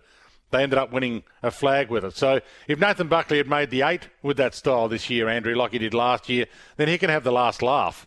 But when you're not winning games and you're scoring 5 goals or 4 goals in losses as opposed to 7 or 8 goals in wins, that's the big difference for me. But I think your point's well made, Andrew, and I accept where you're headed with it because there was a lot of good stuff in what Nathan Buckley brought to the table overall. It's just that this year he didn't bring enough good stuff to win enough games and justify the style to me. Ron in South Yarra, there, Ron? Yeah, how are you going, Dwayne? Yeah, good. Just going back to the MCG question, I think the MCG will host the grand final, if not also the preliminary final. It is contractual, and I think that the Victorian government, one thing, they've lost the Grand Prix twice, or they've cancelled the Grand Prix twice. Yep. They've already lost the grand final once. I think in the back of his mind, love him or hate him, Daniel Andrews is a populist, and in the back of his mind, he thinks it would be suicide for him not to have the grand final in Melbourne. So he may increase the lockdown and make sure that there's 0 cases, but I do think in the back of his mind it's all about, now at the moment, this very moment, it's all about making sure that the grand final is at the MCG. It will be just seen as an embarrassing moment for him politically if that doesn't happen. With 100,000? I reckon. I don't think there'll be 100,000, but I could be wrong. I hope there'll be 100,000, but I think there will be over 60,000 at the MCG. There'll be some rules. Personally, I think there's nothing stopping us from bringing rapid testing personally to the MCG, and people have to come an hour or 2 hours earlier. It's always nice during grand final to come earlier and be rapidly tested, but I don't think that's possible. But I do think there'll be. I think he'll do everything possible to get maybe also preliminary final, but definitely grand final to have definitely over 60,000, maybe 85,000. No, so, I think it's his job. I agree with you. It's his job to do everything he can to make this state as good as it can be. So keeping the grand final is obviously part of that. So that's his job as well, Ron, to make it safe and then obviously trying to get us a grand final here when we lost last year's, obviously, and we couldn't do anything about it. Politically, I think it's more than his just job, but politically, I think he would lose out a lot to lose 2 Grand Prix, two grand finals, the Melbourne Cup. I mean, these are huge events which Melbourne prides itself on, and to lose all of them. So do you think he's going this hard, this early, Ron, right now, so we can have crowds at Spring Carnival, so we can have an AFL grand final? Yes, definitely. Thanks for your call, Ron. Appreciate it. Mark in Bacchus Marsh. Welcome to you, Mark. Dwayne, how you going, mate? Good. That's good. Dwayne, when's someone going to bring up the obvious conflict of interest with Steve Hocking? Now, some of the things that are going on out there with Geelong players not going to the tribunal for obvious things.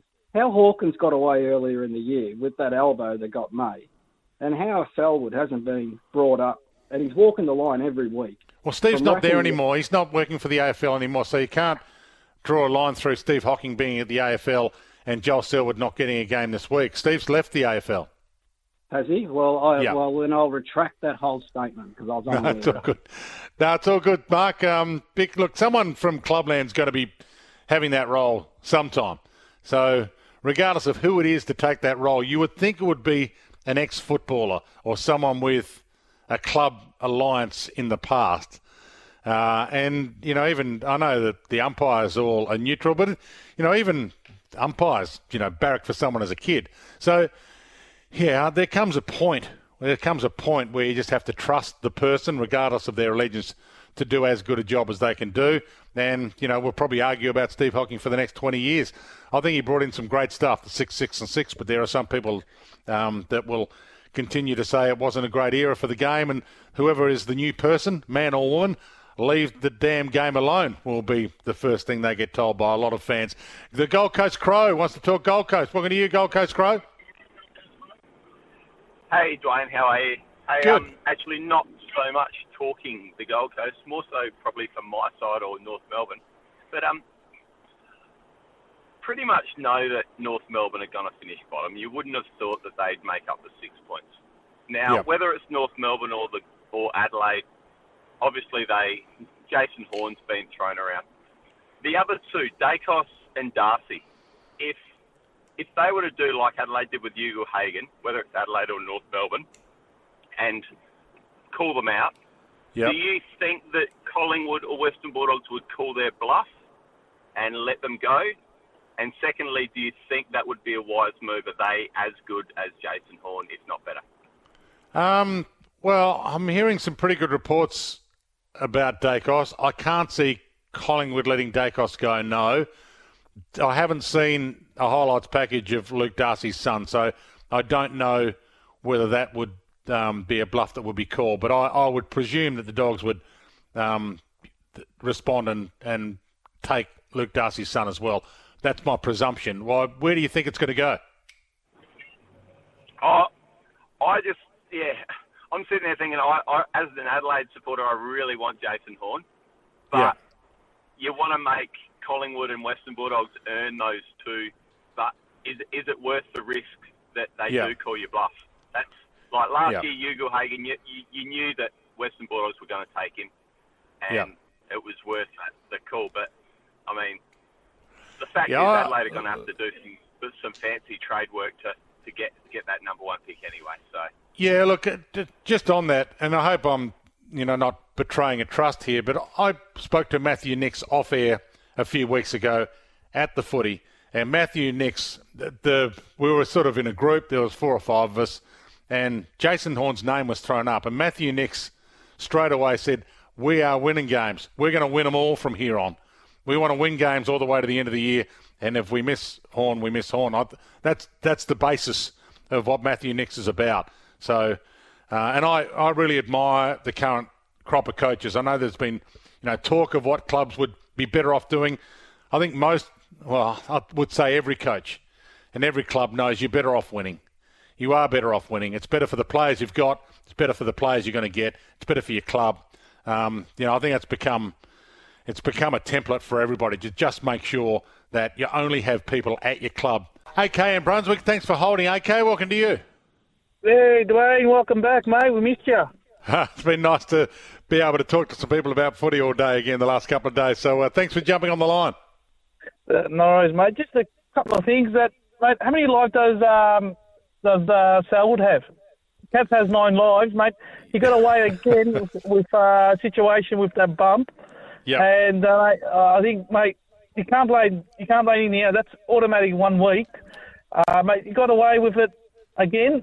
And with Toby Green, Dangerfield went down to it. I understand the situation that he stuck his elbow out, but the situation when he tackled him, you look at Selwood's knees, he went down with him, and what else do you want him to do? I know he stuck his elbow out, but mate, end of the day, if it was any other player, he would have got probably off. But because it's Green, what you want good players to get suspended, especially like him. What do you want him to do? End of the day, he's just got tackled, and he ran into the tackle when he went down on his knees and tackled him. If it was straight up in the normal tackle, understand he stuck his elbow, but because he went down on it and because Green's a small fella. He's not a big fella. He's a small fella, and you don't want him to get suspended for that, and you get 2 weeks. It's really ridiculous. And then you get a guy like just on. I mean, we can't be victim blaming Patrick Dangerfield. The bottom line is Toby Green used an elbow,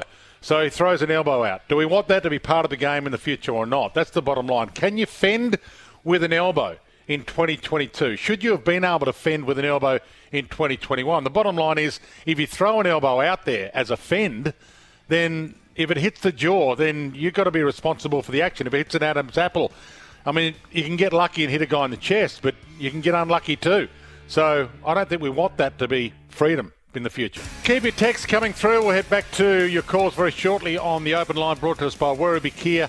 The Kia My22 Stonic is now in stock at Werribee Kia, so we'll head back to your calls on that Werribee Kia open line shortly. Keep your texts coming through on the Temper text machine, TEMPUR, mattresses and pillows like no other. That text machine number 0433 98 11 16. But the last of Australia's Olympic athletes have arrived home in Australia this morning after our most successful medal haul since Athens in 2004. And we had a chat to Ian Chesterman, the AOC chef de mission, before the Olympics began, and it's been a damn successful Olympics.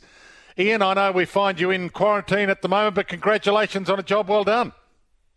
Thanks, Dwayne. It's a fantastic result. Just so happy the games went ahead for the athletes, and the athletes loved the opportunity, and so many of them produced so many great results, including, that great medal haul, which was just, really pleasing and kept the whole group upbeat the whole time. So theoretically, the whole 2 weeks in quarantine, you'd be sitting back on the lounge chair with your cigar in hand, having known that it was a pretty good Olympic Games. Yes, well, it's very nice to be able to sit back and reflect on the Games. It was, as I mentioned, some fantastic performances, and not just the medals. There were so many other good performances, top 10 performances. People like Peter Boller, that fourth in the 800 metres, doesn't get the medal, but gee, wins a lot of respect for the guy, and there was other great results like that.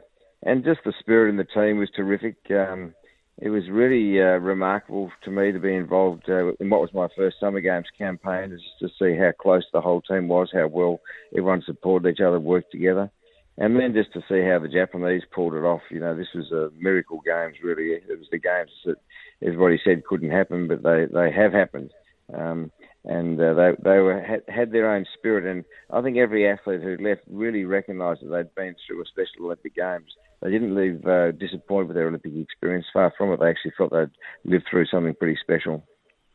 And the team is a team, and you've got teams within the team, but do Australians have an enhanced, a heightened understanding or love of being part of a team? It seems as if it inspires us much more than some other nations, perhaps. Oh, no, I think lots of countries do it pretty well, but I think our group came together particularly well this time. We did a lot of, we had a bit of a different approach, I suppose, to these games. We empowered the sports. The sports love being empowered.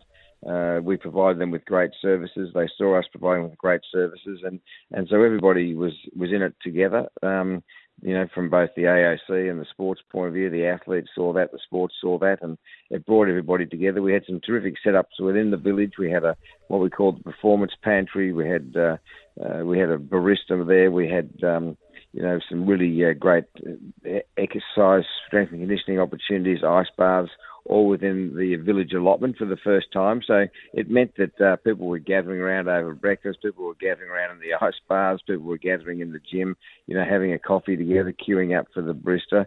So lots of people were mingling all the time, and I think that, and because we weren't able to mingle with other countries, or we didn't do much of that, it really kept us close-knit, and the spirit in the team, people have been to many games, so it's better than it's ever been before, and I was really thrilled to see that.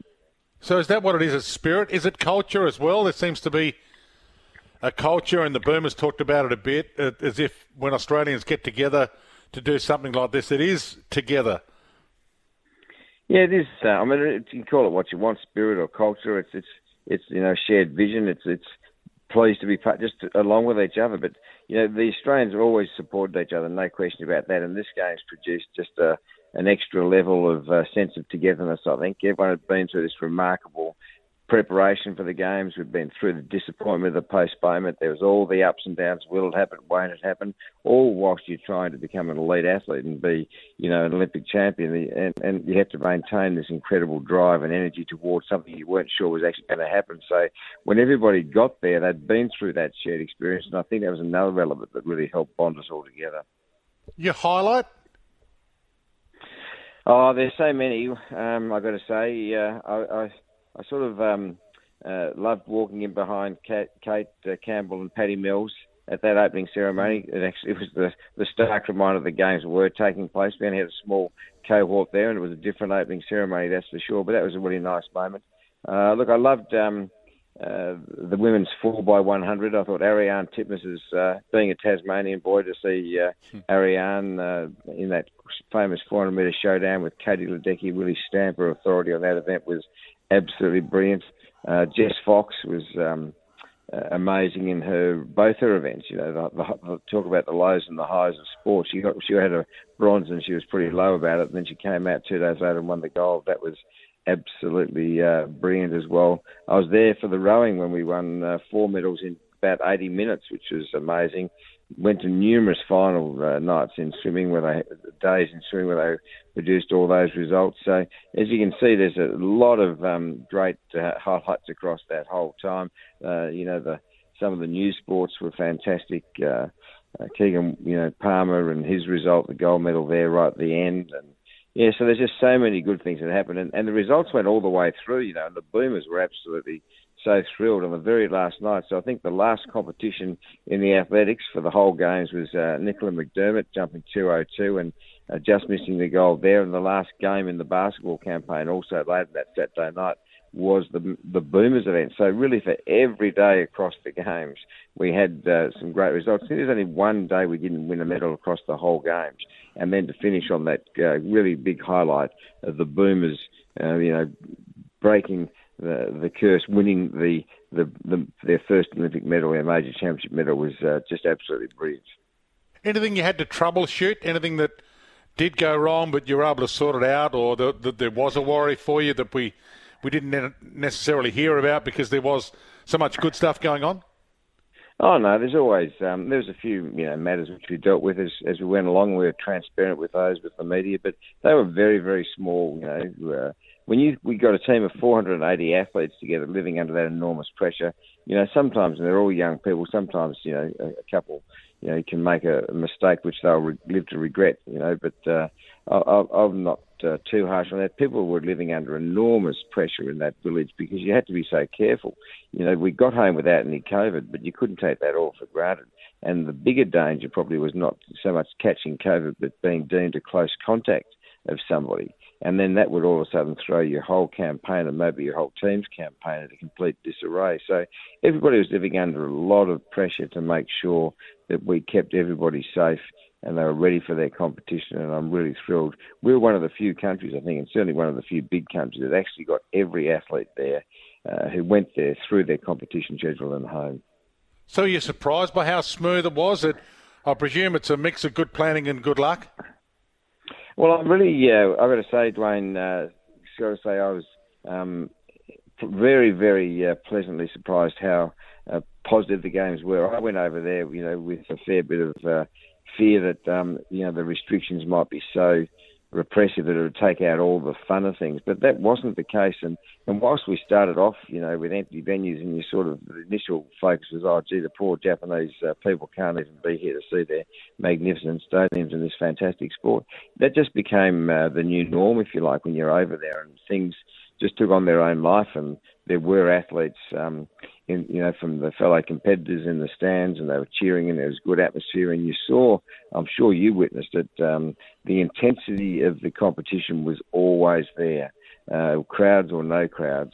And, it was clear to each and every one of us watching that the athletes all wanted the same thing. They still wanted to go out there and win that Olympic medal. And that's what it meant so much to them. So even the Boomers, who are used to playing for some pretty big crowds in some of the leagues they play in, went along to a small crowd, and you saw how much that medal meant to them. And that's what the games is all about.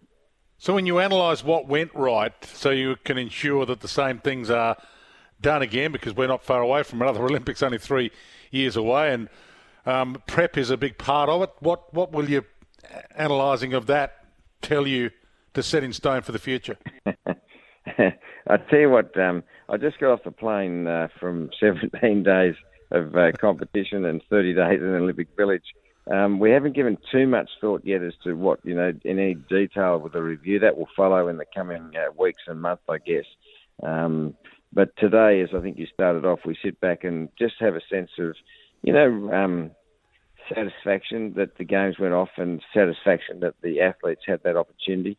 And there's certain to be lessons. I think we got a lot of things really right at these games, and I think the proof's in the pudding there. There's a lot of medals won, and there was a good spirit in the team, good vibe amongst the whole group, and the Japanese pulled off this games. But there's still things we can do better. I've no doubt about that, and that's all part of a review that will take place in the coming weeks and months. But today, just off an overnight plane, after a very long campaign, I've got my feet up on the windowsill here, looking out the window over Brisbane, talking to you. I don't know, you got a little bit longer of the feet up looking out the window to come. What about the quarantine side of things? The athletes all coping okay with that? Yes, I think there's a big group up in Howard Springs, and they've actually seemed to be enjoying that experience. There's other athletes who are spread around Sydney, but a lot of them are happy with their apartments that they're in here.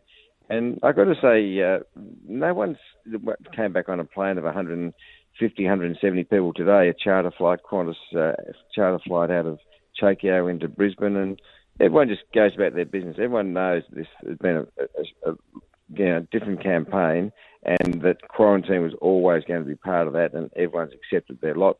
And we've got some really good programs which we're running in conjunction with the AIS to make sure that those that want some entertainment or want some help, it's all there for them as well. I think it's really important that we treat that really seriously, that it's not the perfect ending to an Olympic campaign. And so for some people who may not have had their best event and are struggling a bit, or even those who have had great success and can't get out and celebrate with their loved ones, we need to make sure we're looking after them. So there's some really good work gone into place through the Australian Olympic Committee in conjunction with the Australian Institute of Sport to make sure that wellbeing care is there, as well as there's some fun daily activities planned for every day that people can join in as they wish.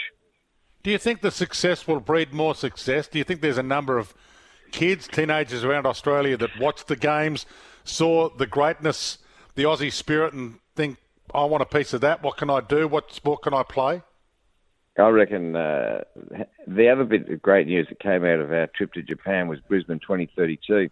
So I'm looking out the window of Brisbane, and you've got to think there's a whole lot of kids who are watching, and the numbers that were watching were in record numbers. The number of listening through SEN were fantastic. So it's really had a major impact right across the population, because so many people were in lockdown. They saw this team, which was inspiring. They saw other athletes from around the world that were inspiring. And I reckon there's a flame being lit in many kids to go out and try sport. And that's, the great thing about the games. Doesn't mean everyone's going to become a champion, but if more people start, more people pursue their passion, then inevitably there'll be more people popping out the end of the very elite, the high performance end, and hopefully being in the games in 2032. And exceeded your expectation? You didn't want to put a number on the medals when we spoke to you pre the games, and I understand that, but do you think you did exceed expectations? Yeah, I think it did. I mean, I think we had 29 in Rio, 8 gold medals. We had 35 in London with 8 gold medals. So to walk away with 17 gold medals, equal most ever won by an Australian Olympic team, and to win 46 medals was an extraordinary result. So, yeah, I think the team certainly produced more than what we were expecting, and I think what most pundits were expecting. Great to have you, Ian. Congratulations again. Job well done. It was just a joy to watch. So congratulations to everybody involved, including yourself. We'll talk again soon. Thanks, Wayne. Bye-bye. Ian Chesterman, AOC Chef de Mission. Locked in quarantine at the moment, so probably not allowed to have a cigar in that room, but certainly deserving of one. Tom Morris is going to join us next. Some news. Who's playing who where this week? I think Tom might be able to tell us next. Head back to a few of your calls shortly, but we've got Tom Morris on the line from Fox Footy. Fox Footy's senior AFL reporter. In fact, you can catch him on AFL 360 and on the couch tonight from 7:30 p.m. on Fox Footy 504 on Foxtel. Yep, the couch is on tonight if you want to check that out. And I think Tom might have the round 22 fixture if I'm lucky. Welcome to you, Tom. Great to have you on. Thanks for having me on, Dwayne. It's not the confirmed fixture, but it's what the AFL would like in a perfect world. So it's still working with the state governments, but I've got the fixture that, well, let's say everyone at AFL House is hoping gets the ticket approval in the next couple of hours. All right, give us a run. So we know that Friday night, GWS versus Richmond at Marvel Stadium. That game's at Marvel because it's the Giants' home game. They don't want to play at the MCG, where it's a bit of a fortress, or has been for the Tigers. Then on Saturday, the early game, Hawthorn versus the Western Bulldogs. The plan is for that to start at 1:45 in Tasmania. And then Port versus Carlton and Geelong versus St Kilda, both starting at 4:35 p.m. Melbourne time. You might say, well, that is ridiculous. Why they're having... That is ridiculous. Why? Good question, Dwayne. The reason is because Carlton need time to get into Adelaide on Saturday morning, get a negative test before the game, then play the game and get out. So it can't be a night game. It can't be an early Saturday game. So it has to be a twilight game. And Geelong and St Kilda's twilight as well down in Geelong. And then at night, Brisbane versus Collingwood and North Melbourne versus Sydney. So Brisbane and Collingwood at the Gabba is the plan. Collingwood flying in. They're quarantining from Thursday night, staying at a hotel in Melbourne Friday night, flying to Brisbane on Saturday morning, playing Saturday night and flying home after the game. And then North versus Sydney at Marvel Stadium. Then on Sunday, Melbourne versus Adelaide. How good does this sound, Dwayne? Melbourne versus Adelaide, Sunday, MCG 2:10. Doesn't it just give you like a warm feeling, like a normal time slot? Hopefully the sun's out. Gold Coast versus Essendon at Metricon on later on the Sunday at 3:20 is the plan. If Essendon can get in and out of Queensland, which they expect them to be able to do, and then Fremantle versus West Coast in the big derby over there in Perth at Optus Stadium, starting at 5:10 p.m. Melbourne time, 3:10 local. So that is the fixture that the AFL wants to release, but it's just waiting on the final ticket approval from a couple of state governments. Love your work so far. Anything else to throw up?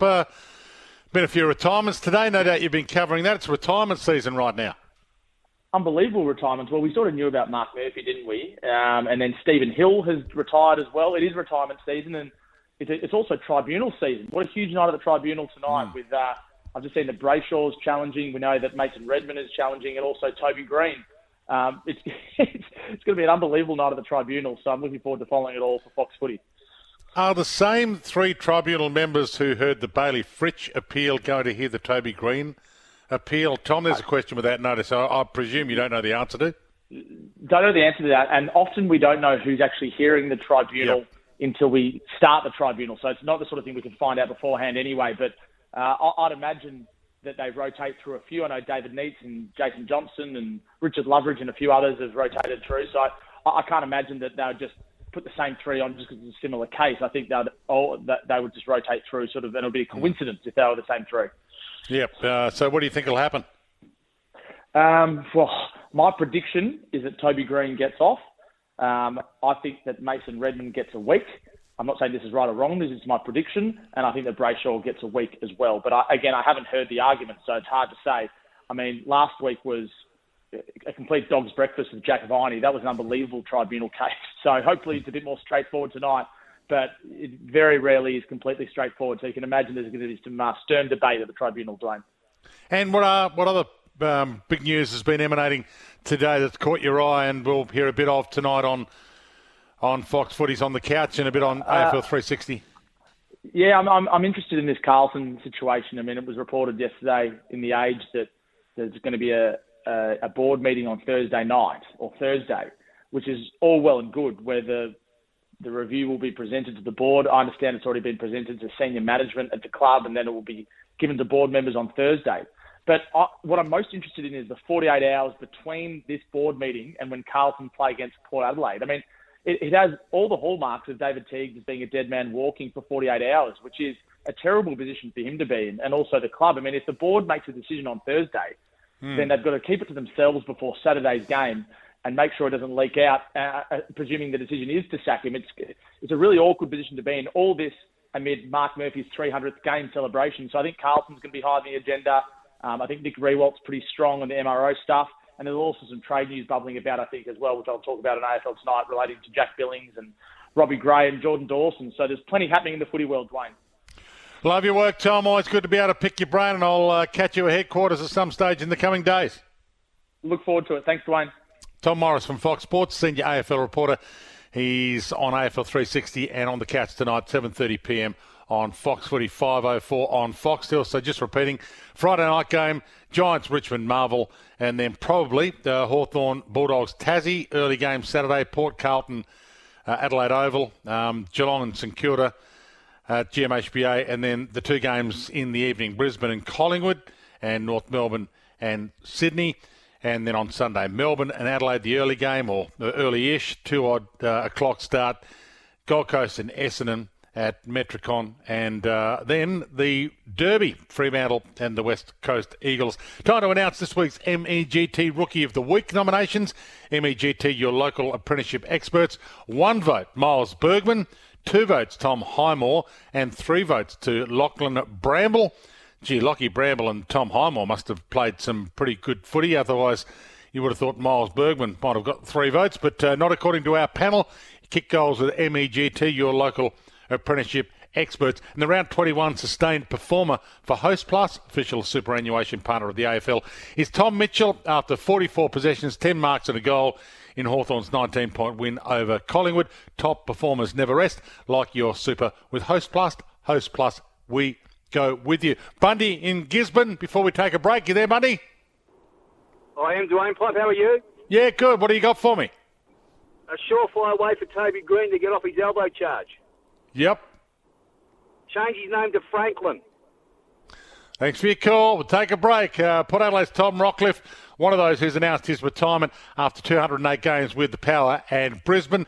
He did address the media after at his retirement announcement. We'll play a bit of that after the break as well. Stick around, you at Dwayne's World. Great to have your company again. So many texts have come through on the Tempur text machine, TEMPUR, mattresses and pillows like no other one here. Hi, Dwayne. The AFL changed the MRO from a panel to just Michael Christian a couple of years ago in a bid to get more consistency, and in my opinion, it's not any better. Where to now? Well, it will be interesting to see what the person that replaces Steve Hocking says about the MRO process and whether it will change again, because that is the option of the new person coming in to make some changes, and make some changes not only with the rules and the way the game is looked at, but obviously the way the MRO goes about it. Dwayne, advantage rule is not working. Players should nominate that they are taking the advantage, raise ball overhead or something. Otherwise, it's recalled within 2 seconds for the free kick. Cheers, Stuart in Hawthorn. I agree. The advantage rule is very grey. A lot of times I see the umpires screaming advantage and not really giving the players the option. They just scream advantage and that's it. You've got to take it. Don't even think about coming back. Dwayne with a Bont had an arm free is irrelevant. You don't slam the head into the turf. Michael in East Melbourne. Well, I don't think the head was slammed into the turf by Mason Redman. And that's the question I'm asking. Does the guy who's tackled, if he's got an arm free, have a responsibility to try and brace his fall? Because if he doesn't brace his fall, why doesn't he? If you've got an arm free,